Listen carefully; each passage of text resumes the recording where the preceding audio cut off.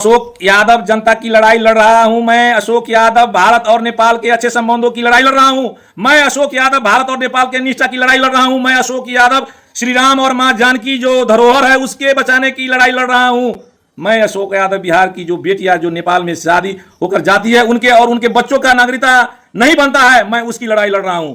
नेपाल के सर्लाही जिला एसपी योगेंद्र खरका और पूर्व विधायक अशोक यादव के बीच गाली गलौज का ऑडियो तेजी से वायरल हुआ था।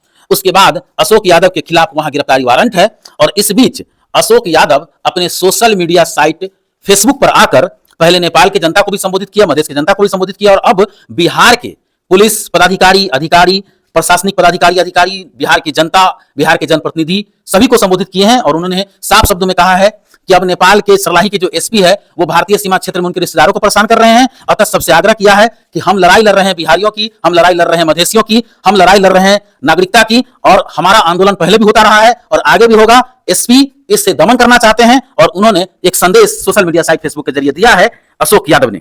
आप आगे का वीडियो देखें इससे पहले हम आपको बता दें कि नेपाल के मधेश इलाकों में विभिन्न आंदोलन को हमने कवरेज किया है। अपने पत्रकारिता जीवन में मधेश के आंदोलन का लगातार भी हमने कवरेज किया था। उस वक्त 60 से ऊपर लोग नेपाल में मारे गए थे, मधेश में मारे गए थे, मधेसी मारे गए थे और उसके बाद मधेश राज का गठन हुआ था। हालांकि उस वक्त जो मांग थी वह अधिकारों की मांग थी, साथ ही भारत की जो बेटियां नेपाल में ब्याही जाती हैं उन्हें 2म दर्जे की नागरिकता और नागरिकता समय पर नहीं मिलने की मांग भी उठाई गई थी। एक बार फिर से वही अशोक यादव वहां चर्चा में, लेकिन इस बार मामला कुछ और है। एसपी और उनके बीच गाली गलौज का है। अशोक यादव ने कहा था कि रात में वहां पुलिस के संरक्षण में कार्यालय खोलकर भ्रष्टाचार किया जा रहा है। इसी बात पर दोनों में बात हुई, तू मैं हुई और फिर गाली गलौज पर मामला उतर गया। अब उनके खिलाफ वारंट है, गिरफ्तारी वारंट है। मधेश के बड़े नेता माने जाते हैं अशोक यादव। अशोक यादव जनता की लड़ाई लड़ रहा हूं। मैं अशोक यादव भारत और नेपाल के अच्छे संबंधों की लड़ाई लड़ रहा हूं।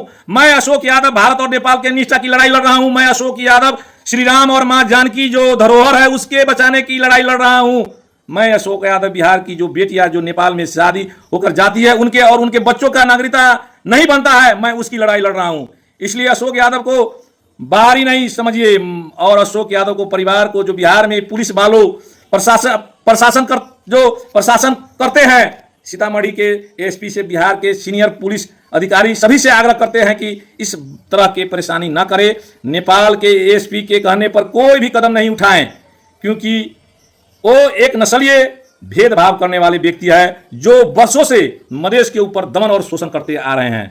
खास करके जो हम लोग मधेश के आंदोलन में 63 साल से अभी तक अनवरत रूप में लड़ाई कर रहा हूं, हम लोग बहुत क्षति बेहुरे हैं और आने वाले दिन में हम लोग उस क्षति से भी नहीं डरने वाला हूं क्योंकि जो ये खसवादी शासक अभी भी चाह रहा है, हम लोग को जो इस संहिता आया, हम लोग को जो इतना संघर्ष करने के बाद में जो उपलब्धि मिला उसे बहुत बड़ा अभी भी दमन शोषण उस पर लगा हुआ है, वो लोग कर रहा है। इसलिए मैं आग्रह कर रहा हूं, हम लोग को बेटी रोटी का संबंध, हम लोग कहते थे बेटी रोटी का संबंध है, हम लोग को बहुत सी बेटियां, बहुत सी भाई का शादी विवाह हम लोग को नेपाल और भारत में हो रहा है। लेकिन ये नस्लीय चिंतन करने वाले लोग जो खसवादी हम जिसको बोलते हैं, आज भी नेपाल में मधेसियों को दूसरे दर्जे का नागरिक वो कहता है। हम लोग बहुत बार क्या सोचे थे, इस देश से मधेश अलग होना चाहिए, लेकिन स्वाभिमान के लिए हम लोग नेपाल मेरा देश है, मैं उस देश का नागरिक हूं, वो भी मैं गर्व हम लोग करते थे। लेकिन ये दमन शोषण से हम लोग को भीतर से बहुत बड़ा अब आने वाला दिन में विद्रोह होने का संभावना है। हमारे सीके राव जी ने बिगुल फूका था कि स्वराज मधेश अलग हो, सही बात है, मधेश आज न कल अलग होगा। मैं रहूं न रहूं, मैं रहूं न या न रहूं, लेकिन मधेश में आने वाले जो संतति है, आने वाला जो पीढ़ी है, इस नस्लवादी जो चिंतन मनन करने वाला, जो सोच रखने वाला जो लोग है, उसको अंत होगा। मैं कहकर जाता हूं, मुझे गम नहीं है, मैं मरने से नहीं डरता हूं। आज भी सुनते हैं कि ये एसपी और डीएसपी, मुझे हंसी भी आता है, मुद्दा पर मुद्दा दायर कर रहा है। मैं दिन में वीडियो बोला था, कहा था कि सैकड़ों मुद्दा दर्ता होने से भी मैं नहीं डरूंगा, जितना मुद्दा दर्ता करना है वो करो, लेकिन मैं राज्य से कहना चाहता हूं इंसाफ मिलना चाहिए, न्याय मिलना चाहिए। न्याय को बंदी बना के रखिएगा तो अंत होगा। यही मैं कहकर मैं अपना आज का फिर ये शब्द मैं अंत करूंगा। फिर दूसरा एपिसोड में मैं आऊंगा, मैं बताऊंगा मधेश के जनता को, और वैसा गलत करने वाला को मधेश के जनता नहीं छोड़ेगा, ये मुझे पूरा विश्वास। जय बिहार, जय नेपाल, जय भारत। सभी बिहार की जनता, बिहार के सभी पार्टी के जनप्रतिनिधि, नेतागण, बिहार के सभी पुलिस अधिकारी और पुलिसकर्मी, प्रशासन लोगों से मैं अशोक यादव मध्य प्रदेश का पूर्व विधायक एवं जसपा पार्टी के वर्तमान प्रदेश अध्यक्ष एक संदेश देना चाहता हूं। आप सभी को मालूम है कि नेपाल का भारत के साथ क्या संबंध है और मधेश में जनकपुर है, यहीं पर श्री राम जी का ससुराल है और माँ जानकी का घर है। हम उसी मधेश के रहने वाले हैं और मधेशियों को नागरिकता से लेके तमाम तरह के जुर्म, मधेशियों को उपनिवेशी बनाने का जो चल खेल हो रहा था और मधेशियों को नागरिकता से लेकर हर एक हिसाब से जो दमन किया जा रहा था, उसके खिलाफ में मधेश में आंदोलन चला था। जग जाहिर है, मधेश जन विद्रोह में हम लोग लंबे समय आंदोलन का नेतृत्व करने वाले में एक अशोक यादव भी शामिल था। मुझे पुलिस प्रशासन ने भी बहुत जुल्म किया, बहुत टॉर्चर किया, लेकिन जनता के, मधेश के जनता के बदौलत हम बाहर रहे और फिर मधेश राज्य का गठन किया गया। ये मधेश के राज्य ने अभी भी खसवादी अधिकारी है जो कानून का मजाक उड़ाते हैं, जो कानून का दुरुपयोग करते हैं, जबरन रात में कार्यालय खोल के अपने लोगों को फायदा और कमीशन उठाने के लिए रात में कार्यालय खोलाता है।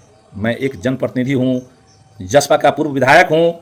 जब जनता ने मुझे कहा रात्रि में कार्यालय खुलता है, मुझे विश्वास नहीं हुआ, तो मैंने कहा कि फ़ोटो या वीडियो भेजो। फिर फ़ोटो भेजा, फिर मैं अपने से गया वहाँ और मैंने एसपी से बात किया। एसपी ने हमें साले कहकर गाली दिया। गणतंत्र में जनता को बहुत सी ऐसी बात होती है कि अपना गुनाह, अपना समस्या सुनाता है, कहता है राज्य से, लेकिन इस तरह से मधेशियों को प्रति भेदभाव की बात करते हैं। ये जो पहाड़ी जो शासक जो कहते हैं खसवादी शासक, वो हम लोग को पहले से ही दमन शोषण के हिसाब से उस नज़रिया से देखते हैं। स्वाभाविक सी बात है, मेरे मुंह से भी अब शब्द निकला। मैं एक आंदोलनकारी हूँ। जिस तरह से भारत आज़ाद हुआ और आज़ादी से पहले एक आंदोलनकारी का क्या भूमिका होता है, वो क्या करते हैं, हम मधेसी आज भी आंदोलन की लड़ाई लड़ रहे हैं। और आपको बता दें कि भारत में नेपाल के आंदोलनकारियों को शरण मिलता आ रहा है।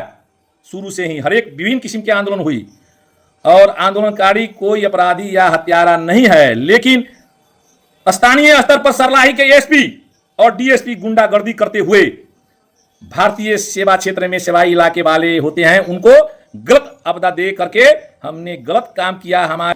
मेरे रिश्तेदारों के ऊपर, मेरे रिश्तेदारों के घर में जाकर छापा मारा और छापा मार रहा है अभी तक। अतः मैं बिहार सरकार से आग्रह एवं बिहार के सभी लोगों तथा जनप्रतिनिधि और पुलिस प्रशासन से आग्रह करता हूं कि ये विदेश का मामला है और राजनीतिक मामला है और हम लोग आंदोलन की लड़ाई अभी तक लड़ रहे हैं, जनता की लड़ाई लड़ रहे हैं। भारत में हमारा शरण स्थल है, भारत का हमें सपोर्ट मिलना चाहिए, मिला है। और अगर भारत या बिहार के लोग ना होते तो हम लोगों को साथ और अधिक जुर्म होता। अतः आग्रह करते हैं कि जो वहां के एसपी और पुलिस है जिस तरह के झूठ फैला रहे हैं, धन्यवाद। जय मधेश, जय बिहार, जय नेपाल, जय भारत।